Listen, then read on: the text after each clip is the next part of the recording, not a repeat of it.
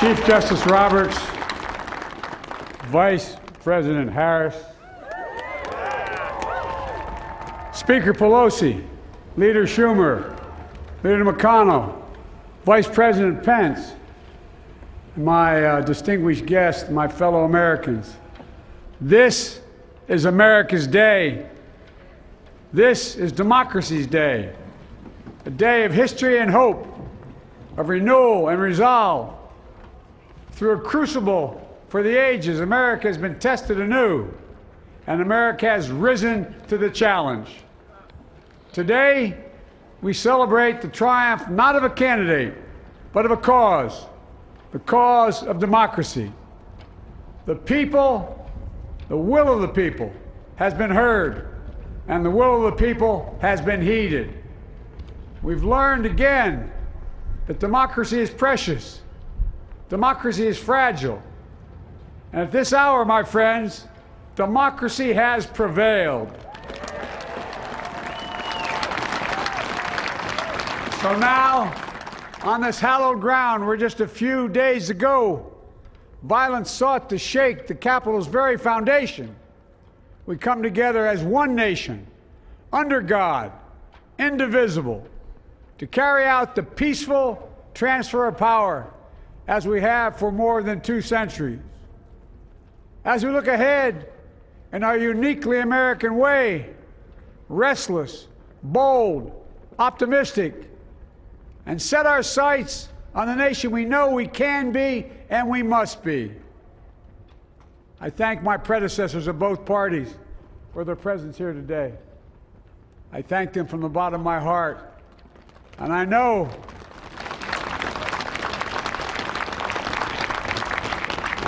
the resilience of our Constitution and the strength of our nation, as does President Carter, who I spoke with last night, who cannot be with us today, but whom we salute for his lifetime in service. I've just taken the sacred oath each of those patriots have taken, the oath first sworn by George Washington. But the American story depends not on any one of us, not on some of us, but on all of us, on we the people who seek a more perfect union. This is a great nation. We are good people. And over the centuries, through storm and strife, in peace and in war, we've come so far, but we still have far to go.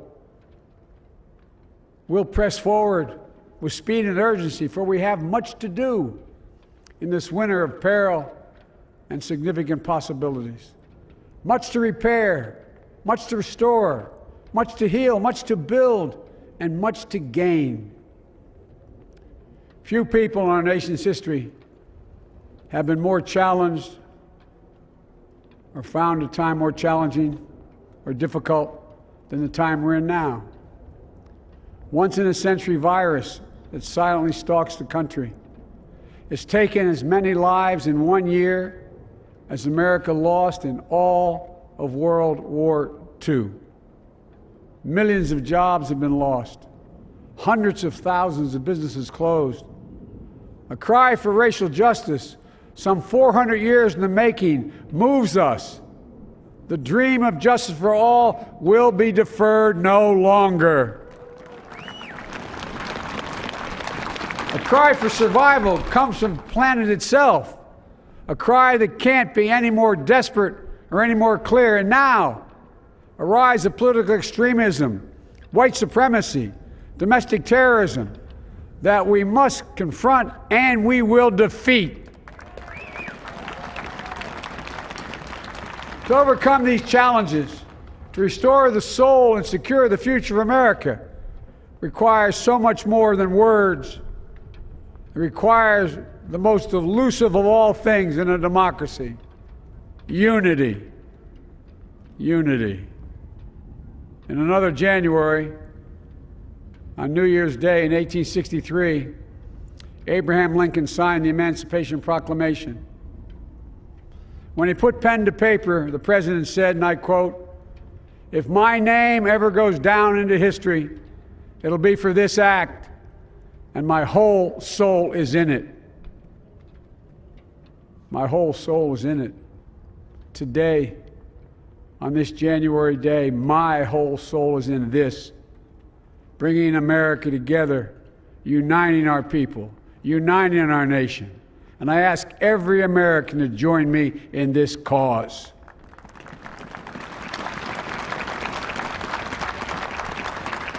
Uniting to fight the foes we face: anger, resentment and hatred, extremism, lawlessness, violence, disease, joblessness, and hopelessness.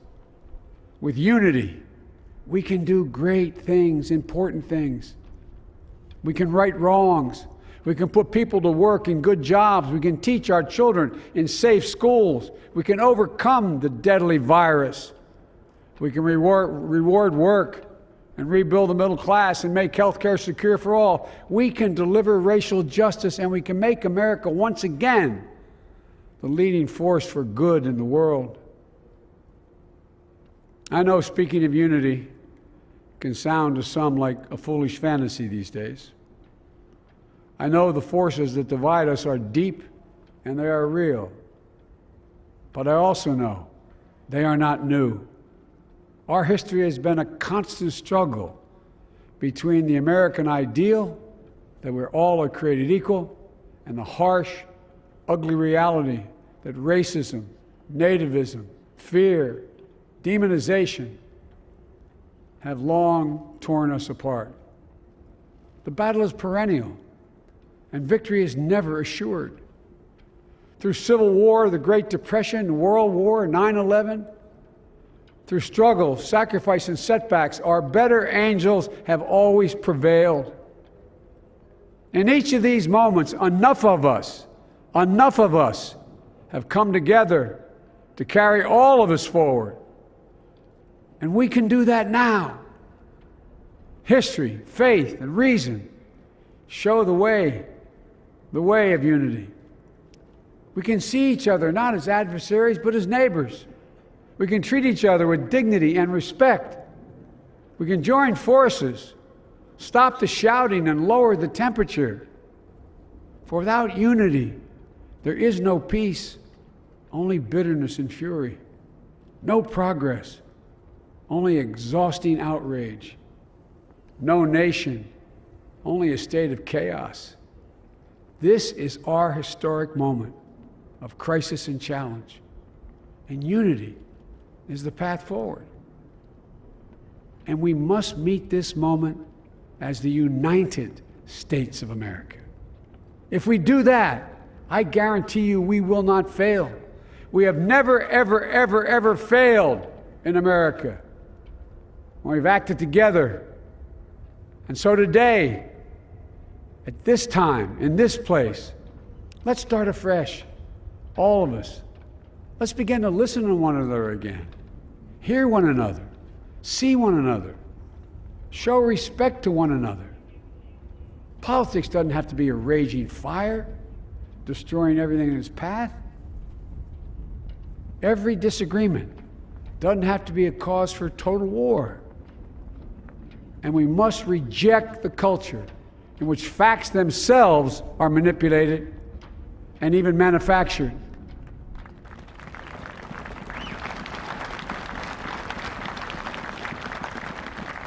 My fellow Americans, we have to be different than this. America has to be better than this. And I believe America is so much better than this. Just look around. Here we stand in the shadow of the Capitol Dome, as was mentioned earlier, completed amid the Civil War, when the Union itself was literally hanging in the balance. Yet we endured. We prevailed. Here we stand, looking out on the great mall where Dr. King spoke of his dream. Here we stand where 108 years ago, at another inaugural, thousands of protesters tried to block brave women marching for the right to vote. And today, we mark the swearing in of the first woman in American history elected to national office, Vice President Kamala Harris. Don't tell me things can't change. Here we stand across the Potomac from Arlington Cemetery, where heroes who gave the last full measure of devotion rest in eternal peace. And here we stand, just days after a riotous mob thought they could use violence to silence the will of the people, to stop the work of our democracy, to drive us from this sacred ground. It did not happen. It will never happen. Not today, not tomorrow, not ever. Not ever.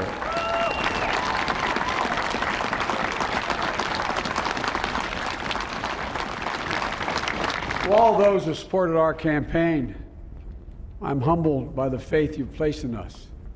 To all those who did not support us, let me say this. Hear me out as we move forward. Take a measure of me and my heart. And if you still disagree, so be it. That's democracy. That's America. The right to dissent peaceably within the guardrails of our republic is perhaps this nation's greatest strength. Yet hear me clearly. Disagreement must not lead to disunion. And I pledge this to you. I will be a president for all Americans. All Americans. And I promise you, I will fight as hard for those who did not support me as for those who did.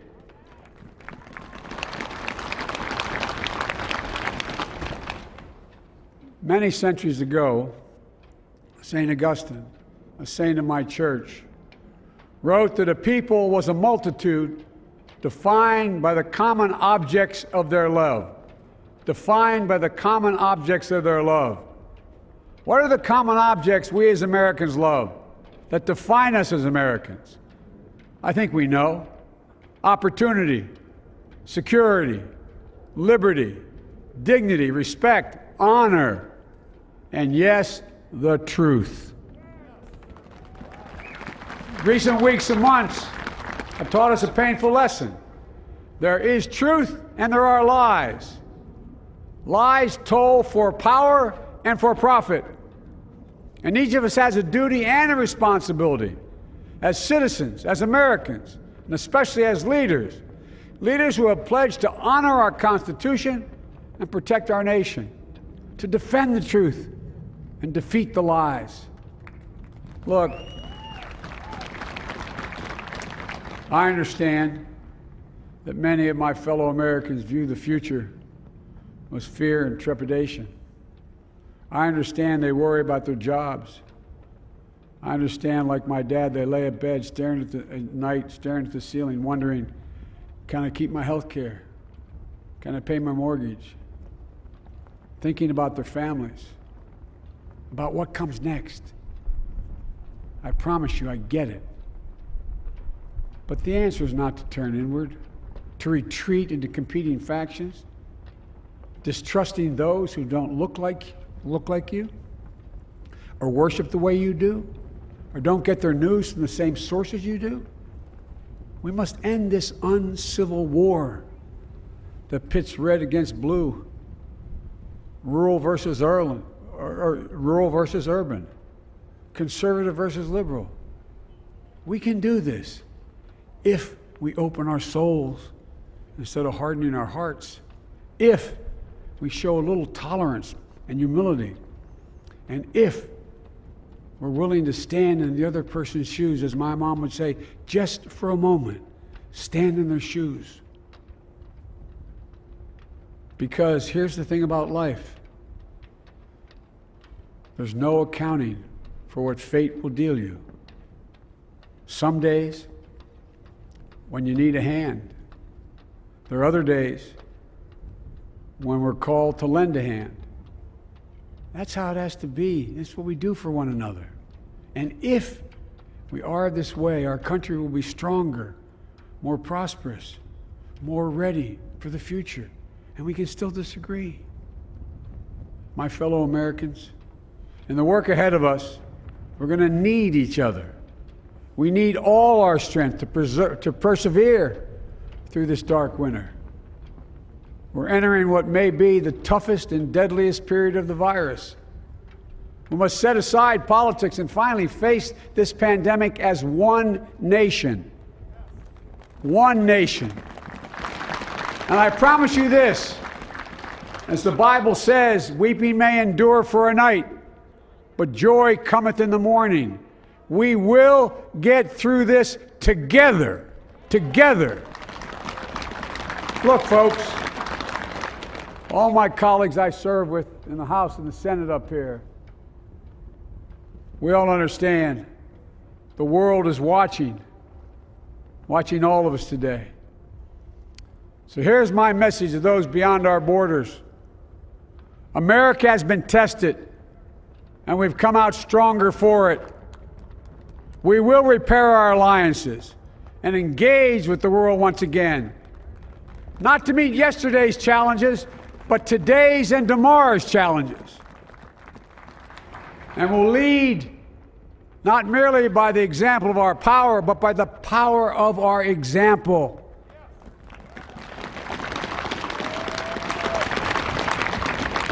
We'll be a strong and trusted partner for peace, progress, and security.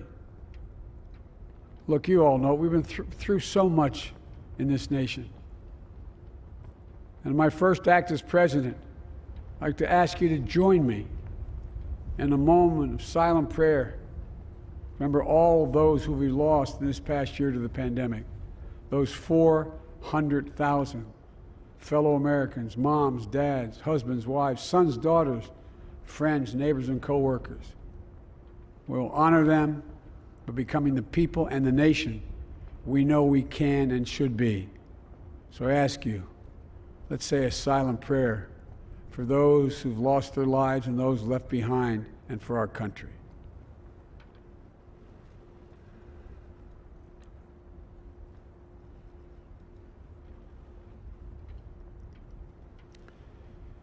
Amen.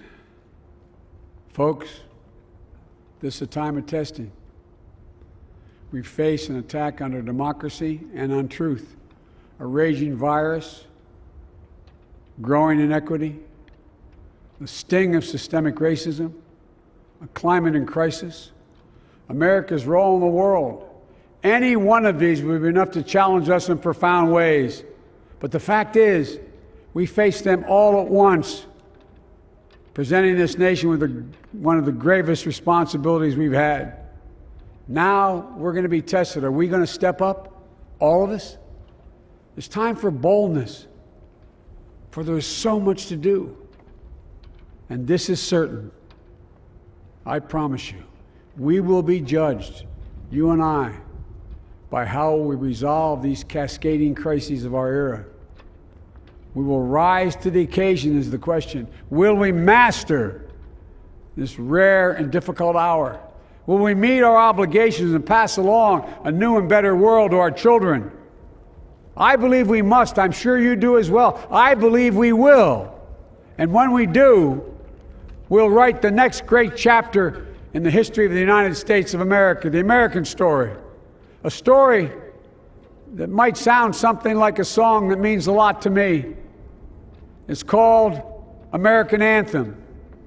There's one verse that stands out, at least for me, and it goes like this. The work and prayers of century have brought us to this day. What shall be our legacy? What will our children say? Let me know in my heart when my days are through. America, America, I gave my best to you. Let's us add our own work and prayers to the unfolding story of our great nation. If we do this, then when our days are through, our children and our children's children will say of us, they gave their best, they did their duty, they healed a broken land. My fellow Americans, I close the day where I began, with the sacred oath. Before God and all of you, I give you my word. I will always level with you. I will defend the Constitution. I'll defend our democracy. I'll defend America. And I'll give all of you, keep everything I do in your service, thinking not of power, but of possibilities, not of personal interest, but the public good. And together we shall write an American story of hope, not fear, of unity, not division, of light, not darkness, a story of decency and dignity, love and healing, greatness and goodness. May this be the story that guides us, the story that inspires us, and the story that tells ages yet to come that we answered the call of history. We met the moment. Democracy and hope, truth and justice did not die on our watch but thrived. That America secured liberty at home and stood once again as a beacon to the world. That is what we owe our forebears, one another, and generation to follow. So, with purpose and resolve, we turn to those tasks of our time, sustained by faith, driven by conviction, and devoted to one another and the country we love with all our hearts. May God bless America, and may God protect our troops. Thank you, America.